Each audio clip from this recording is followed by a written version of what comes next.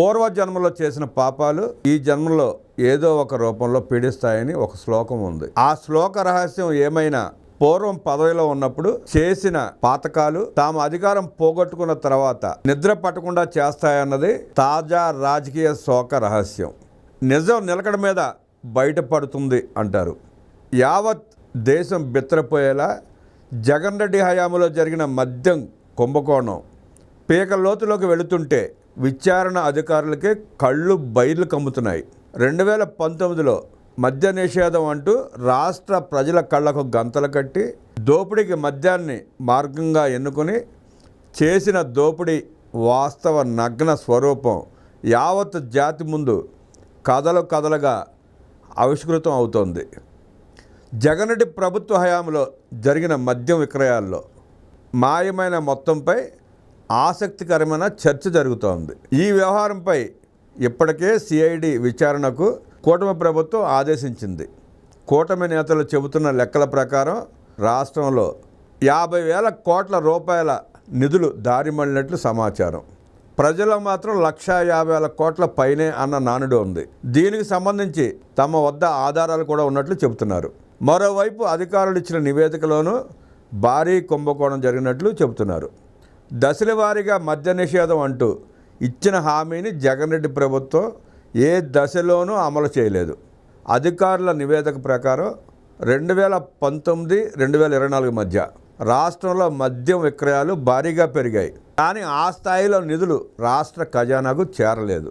రాష్ట్రంలో గత 5 ఏళ్లలో 99,100 కోట్ల మద్యం తయారీ అమ్మకాలు జరగగా కేవలం 18,860 కోట్ల ఆదాయం మాత్రమే చూపారని శాసనసభలో ముఖ్యమంత్రి చంద్రబాబు చెప్పారు.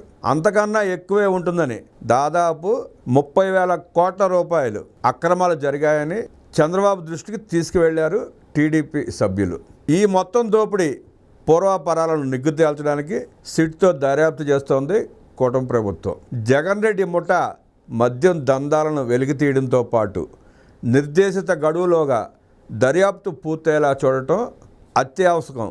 అతిపెద్ద మద్యం కుంభకోణంలో సూత్రధారులు, పాత్రధారులైన చిన్న చేపలను కటకడ్డాలోకి పంపడం కాదు, అంతిమంగా లబ్ధి పొందిన అతి పెద్ద తిమింగళాన్ని అరెస్ట్ చేయడం, తిమింగళం మింగేసిన ప్రతి పైసాను కక్కించడము ప్రభుత్వం బాధ్యతే. అలా రాబట్టిన సొమ్మును జే బ్రాండ్తో ఛిద్రమైన జనారోగ్యాన్ని బాగు చేసేందుకు వినియోగించాలి. నకిలీ మద్యం ముఠా స్వాహపర్యాలను బట్టబయలు చేసే వారికి తగిన శిక్షలు పడేలా చూడాలి అని ప్రజలు కూడా అంటున్నారు. అధికారాన్ని అవినీతి గని మార్చి నకిలీ మద్యం ద్వారా అక్రమ మార్గంలో జగన్ రెడ్డి ముఠా దురాశకు, అవినీతికి యావత్ ఆంధ్రప్రదేశ్ బలైంది. నకిలీ మద్యం మహమ్మారిని రాష్ట్రం మీదకు వదిలి ప్రజల సొమ్మును, ఆయురారోగ్యాలను గుల్ల చేశారు. జగన్ రెడ్డి ఏలుబడిలో ఎగబాకిన నకిలీ మద్యం అమ్మకాలు మూలంగా చుట్టుముట్టిన నానా రోగాలు, పడిపోయిన కుటుంబ ఆదాయాలు, గడిచిన 5 ఏళ్లలో 3,50,000 కోట్ల వరకు ప్రజానికి నష్టం వాటిల్లినట్లు, విషతుల్యం మద్యం కారణంగా ఎన్నో తాళిబొట్లు తెగిపోయినట్లు, మద్యం సరఫరా సంస్థల నుంచి 3,200 కోట్ల వరకు కమిషన్ దండుకున్నట్టు సమాచారం. ప్రాథమిక సమాచారమే 3,200 కోట్లు. వాస్తవంగా లోతులోకి వెళ్ళి సిట్ విచారణ చేస్తే 150,000 కోట్లు దాటే అవకాశం ఉందని ప్రచారం జరుగుతూ ఉంది. అధికారాన్ని అడ్డం పెట్టుకుని 5 ఏళ్లలో 1,000 కోట్ల వ్యాపార సామ్రాజ్యం నిర్మించుకోవడం ఎట్లాగో జగన్ రెడ్డికి తెలిసినంతగా ప్రపంచంలోనే మరెవరికీ తెలియదు. తండ్రి వైఎస్ రాజశేఖర రెడ్డి 5 ఏళ్ళు ముఖ్యమంత్రిగా ఉన్నందుకే అధికారాన్ని అడ్డం పెట్టుకుని 1,000 కోట్ల సంపద పోగేసుకున్న జగన్మోహన్ రెడ్డి తర్వాత తానే ముఖ్యమంత్రి అయ్యాడు. ఇప్పుడు ఇంకెన్ని 1,000 కోట్లు పోగేసుకుని ఉంటాడో ఏ ఆర్థిక గణాంకుడు లెక్క తేల్చగలడు? ఏ చార్ట్ అకౌంట్ ఉన్నా తేల్చగలడా? 5 ఏళ్ళు జగన్ పాలనలో జరిగిన 1,000 కోట్ల లిక్కర్ స్కామ్ కేసులో మరో కీలక నిందితుడిని సిట్ అరెస్ట్ చేసింది. జగన్ రెడ్డి కుటుంబానికి చెందిన భారతీయ సిమెంట్స్ శాశ్వత డైరెక్టర్ బాలాజీ గోవిందప్పను ఈ కేసులో సిట్ అరెస్ట్ చేసింది.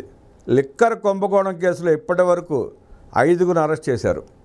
ఇప్పటికే కేసిరెడ్డి రాజశేఖర రెడ్డి, చాణక్య, దిలీప్, సజ్జల శ్రీధర్ రెడ్డి అరెస్ట్ అయ్యారు. కేసిరెడ్డి రాజశేఖర రెడ్డిని విచారణ తర్వాత ధనుంజయ రెడ్డి, కృష్ణమోహన్ రెడ్డి, బాలాజీ గోవిందప్పలను నిందితులుగా చేరుస్తూ సిట్ అధికారులు మెమో దాఖలు చేశారు. ముడుపుల ద్వారా వచ్చిన డబ్బును షెల్ కంపెనీలకు మళ్లించడంలో బాలాజీ తెర వెనుక వ్యవహారం నడిపినట్లు సిట్ అధికారులు గుర్తించారు. గతంలో విజయసాయిరెడ్డి మోడల్తోనే ఈయన కూడా చార్టెడ్ అకౌంటెంట్గా తన తెలివితేటలను ఇచ్చాడు. అలాంటి బాలాజీ గోవిందప్పను అరెస్ట్ చేస్తే సాక్షి వక్రాక్షి జగన్మోహన్ రెడ్డి దండిపళ్ళెం బ్యాచ్ ఆహాకారాలు చేస్తూ కంట రక్త కన్నీరు కారుస్తోంది. మేము తప్పులు చేస్తాం, ప్రజలను లూటీ చేస్తాం, రాష్ట్రాన్ని దోచుకుంటాం, మమ్మల్ని అరెస్ట్ చేయటం ఏంటి అంటూ దీర్ఘాలు తీస్తూ ఉంది. కోర్టులకు వెళ్ళడం, ముందస్తు బెయిల్ తెచ్చుకునే ప్రయత్నం చేయటం, చట్టాల్లో ఉన్న చిన్న చిన్న లొసుగులను అడ్డం పెట్టుకొని పారిపోయే ప్రయత్నం చేయటం, దోచుకున్నప్పుడు దాచుకున్నప్పుడు అడ్డురాని వయసు సిట్ అధికారులు విచారణకు పిలిస్తే ఎందుకు వస్తూ ఉంది? జగన్మోహన్ రెడ్డికి బాకా ఓదుతూ జగన్మోహన్ రెడ్డి చేసిన దోపిడీకి, జగన్మోహన్ రెడ్డి చేసిన దారుణమైన దాష్టికాలకి సాక్షులైన వీళ్ళందరినీ కఠినంగా శిక్షించాలా వద్దా? జగన్మోహన్ రెడ్డి దోచుకున్న లక్షల కోట్లలో వీళ్ళకి వాటాలు ఉన్నాయా లేదా తేల్చాల్సిన బాధ్యత సిట్ అధికారులది. మాటికి సిట్కి అడ్డం పడుతూ విచారణని తాత్సారం చేసే ప్రయత్నం చేయడం కూడా వ్యవస్థలకి కరెక్ట్ కాదు. ప్రజల్లో అపనమ్మకాలు ఏర్పడే అవకాశం ఉంది. విచారణకు అడ్డు తగలకుండా వేగవంతమయ్యేలా చర్యలు చేపడితే ప్రపంచం నివరిపోయిన ఈ లిక్కర్ స్కామ్ కేసు త్వరలోనే పరిష్కార మార్గంగా వెళ్ళే అవకాశం ఉంది. లక్షల కోట్ల రూపాయలు దోచుకొని 30,000 మంది పైచలకు ప్రాణాలు తీసి పొట్టన పెట్టుకుని 1,00,000 కుటుంబాల జీవితాలను రోడ్డు పాలు చేసిన నరరూప రాక్షసుడు జగన్మోహన్ రెడ్డి. అలాంటి జగన్మోహన్ రెడ్డిని అరెస్ట్ చేసి కఠినంగా శిక్షించి దోచుకున్న ప్రతి పైసా ప్రభుత్వ ఖజానాకు జమ అయ్యాలని చెప్పి ప్రజలు కోరుకుంటున్నారు. గతంలో విజయసాయిరెడ్డి మోడల్లోనే ఈయన కూడా చార్టెడ్ అకౌంటెంట్గా తన తెలివితేటలను ప్రయోగించి తాడేపల్లి ప్యాలెస్కు బాలాజీ గోవిందప్ప డబ్బు మూటలు తరలించినట్లు ఆధారాలు గుర్తించి సిట్ ఈ నెల 11న విచారణకు రావాల్సిందిగా తేదీనిచ్చిన నోటీసును తిరస్కరించి గోవిందప్ప అజ్ఞాతంలోకి వెళ్ళాడు. ఆయన ఆచూకీని కర్ణాటకలో గుర్తించిన సిట్ బృందం గోవిందప్పను అదుపులోకి తీసుకుంది. జగన్ రెడ్డి ప్రభుత్వంలో తాడేపల్లి ప్యాలెస్కు 3,200 కోట్ల మద్యం ముడుపులు చేరినట్టు పెద్ద ఎత్తున ఆరోపణలు ఉన్నాయి. తాడేపల్లి ప్యాలెస్కు మద్యం డబ్బులు చేర్చడంలో రిటైర్డ్ ఐఏఎస్ అధికారి ధనుంజయ రెడ్డి, మాజీ ఎంఓ ఓఎస్డి కృష్ణమోహన్ రెడ్డి, భారతీయ సిమెంట్స్ శాశ్వత డైరెక్టర్ గోవిందప్ప బాలాజీల పాత్రను సిట్ అధికారులు గుర్తించారు. వీరిలో బాలాజీ వృత్తిరీత్యా చార్ట్ అకౌంటెంట్. ఈయన 2009లో అప్పటి ప్రముఖ చార్ట్ అకౌంటెంట్ విజయసాయిరెడ్డి వద్ద పనిచేశారు. ఆయన ద్వారానే జగన్ రెడ్డి కుటుంబానికి దగ్గరయ్యి విజయసాయిరెడ్డి ప్రత్యక్ష రాజకీయాల్లోకి రావడంతో బాలాజీ పూర్తి స్థాయిలో భారతీయ సిమెంట్స్తో పాటు జగన్ రెడ్డి, భారతిరెడ్డి ఆర్థిక లావాదేవీలను దగ్గరుండి చక్కబెడుతూ వారికి అత్యంత సన్నిహితునిగా మారాడు. ఆనతి కాలంలోనే భారతీయ సిమెంట్స్ డైరెక్టర్గా ఎదిగాడు. జగన్ రెడ్డి అధికారంలోకి వచ్చాక లిక్కర్ పాలసీ మొదలు ముడుపుల వసూళ్ల వరకు ప్రతి దోపిడీలో బాలాజీ పాత్ర ఉన్నట్లు సిట్ దర్యాప్తులో వెల్లడైంది. రాజ్ కేసిరెడ్డి తెచ్చి ఇచ్చిన కోట్లాది రూపాయల మద్యం ముడుపులను ఊరు పేరు లేని షెల్ కంపెనీలోకి మళ్లించడంలో మాస్టర్ మైండ్ గోవిందప్పదేనని సిట్ తేల్చింది. మొత్తం మద్యం భాగోతాన్ని పసిగట్టిన అధికారులు ఆయనను విచారించి అంతిమ లబ్ధిదారు ఎవరో తేల్చబోతున్నారు. వేల కోట్ల రూపాయలు ఎవరికి చేరాయి, ఎవరి ఆదేశాల మేరకు ఎక్కడికి చేర్చారు, రియల్ ఎస్టేట్ వ్యాపారం పేరుతో సృష్టించిన షెల్ కంపెనీలు ఎవరివి, వాటిలో ఎవరి పేరుతో పెట్టుబడులు పెట్టారు, నకిలీ జీఎస్టీ ఇన్వాయిస్ హవాలా మార్గంలో వెళ్లిన డబ్బులు వివరాలు తేల్చాలి. గతంలో ఎన్నడూ జరగని విధంగా జరిగిన ఈ కుంభకోణంలో పిల్ల చేపలకే పరిమితం చేయకుండా అంతిమంగా లబ్ధి పొందిన తిమింగళాన్ని అరెస్ట్ చేయాలి. జగన్మోహన్ రెడ్డి ధనదాహం అంతులేనిది.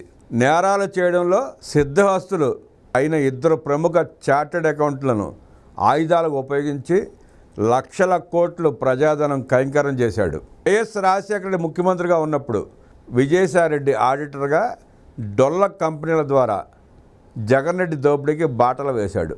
తండ్రి వైఎస్ రాజశేఖర రెడ్డి మేళ్లకు తనయుడు జగన్ రెడ్డికి లబ్ధి కలిగించేందుకు సూట్ కేస్ కంపెనీలు ఏర్పాటు చేయించి 43,000 కోట్ల కుంభకోణంలో సిబిఐ విజయసాయిరెడ్డి పాత్ర ప్రధానమైనది అని గుర్తించి సిబిఐ జగన్ రెడ్డి కేసుల్లో మొత్తం 11 కేసులను నమోదు చేసిన సిబిఐ ఈడీ 6 ఛార్జ్షీట్లలోనూ అన్నింట్లోనూ A2గా విజయసాయిరెడ్డిని చేర్చింది. విజయసాయిరెడ్డిని అరెస్ట్ చేసి అప్పట్లో చంచల్గూడ జైలుకు కూడా పంపించింది. ఇప్పుడు జగన్ రెడ్డి సీఎంగా ఉండగా జరిగిన మద్యం ముడుపులను ఊరు పేరు లేని షెల్ కంపెనీల్లోకి మళ్లించడంలో చార్ట్ అకౌంటెంట్ బాలాజీ గోవిందప్ప ప్రధాన పాత్ర పోషించి సిట్కు చేతికి చిక్కి జైలు ఊచలు లెక్క పెడుతున్నాడు. ఏది ఏమైనా జగన్ రెడ్డి ప్రభుత్వ హయాంలో జరిగిన భారీ మద్యం కుంభకోణంలో కొల్లగొట్టిన 1,000 కోట్ల ముడుపుల సొత్తుతో స్థిరాస్తి రంగంలో భారీగా పెట్టుబడులు పెట్టినట్లు సిట్ గుర్తించింది. బెంగళూరులోనే 1000 కోట్లకు పైగా పెట్టుబడులు పెట్టినట్లు కీలక సమాచారం. ముడుపుల డబ్బును డొల్ల కంపెనీల ద్వారా పలు స్థిరాస్తి సంస్థలోకి మళ్లించడంలో సిద్ధహస్తుడైన భారతీయ సిమెంట్స్ డైరెక్టర్ గోవిందప్ప బాలాజీతో పాటు జగన్ రెడ్డి, భారతిరెడ్డిలకు అత్యంత సన్నిహితుడైన మరో వ్యక్తి క్రియాశీలక పాత్ర పోషించినట్టు సిట్ చెబుతోంది. ఎక్కడెక్కడి నుంచో ఎంతెంత ముడుపులు వచ్చాయి, వాటిని ఏ మార్గాల ద్వారా మళ్లించి స్థిరాస్తి సంస్థల ఖాతాలకు మళ్లించాలనే దానిపై బెంగళూరు ప్యాలెస్లోనే వారానికి ఒకసారి నిర్వహించే సమావేశంలో వీరిద్దరూ పాల్గొనేవారని కూడా సమాచారం సిట్ సేకరించింది. గోవిందప్ప అరెస్ట్ కావడంతో అతనితో పాటు ఆ రెండో వ్యక్తిని అదుపులోకి తీసుకుని విచారిస్తే మద్యం కుంభకోణం అసలు భాగోతం అంతిమ లబ్ధిదారుడు ఎవరు అనే గుట్టు వీడనుంది. ప్రస్తుతం సిట్ అధికారులు ముడుపులు అందుకున్న అసలు తిమింగళం ఎవరో నిగ్గు తేల్చాలి. అంతేకాదు మద్యం కుంభకోణంలో పిల్ల చేపలను అరెస్ట్ చేయడం కాదు, అంతిమంగా భారీగా లబ్ధి పొందిన తిమింగళాన్ని అరెస్ట్ చేయడం, మేసిన ప్రతి పైసాను కక్కించడము ప్రభుత్వం బాధ్యతే. అవినీతికి పాల్పడటమే కాదు, నాణ్యత లేని మద్యం వల్ల బలి అయిన బడుగు బలహీన వర్గాలే, నిరుపేదలే, 1,000 మంది పేదల ప్రాణాలు గాలిలో కలిసిపోయాయి. ఇంతటి హేయమైన కుంభకోణం దేశంలో కాదు, ప్రపంచంలోనే ఎక్కడా జరగలేదు. ప్రపంచం విస్తుపోయే ఇంతటి భారీ కుంభకోణం చేసిన జగన్మోహన్ రెడ్డిని వదిలిపెట్టకుండా త్వరితగతిన సిట్ విచారణ పూర్తి చేసి జగన్మోహన్ రెడ్డిని అరెస్ట్ చేసి జగన్మోహన్ రెడ్డి జంట దోచిన ప్రతి పైసా రికవరీ చేసి పేద ప్రజల ఆరోగ్యాల్ని కాపాడాల్సిన బాధ్యత కూడా కూటమి ప్రభుత్వం పైనే ఉంది.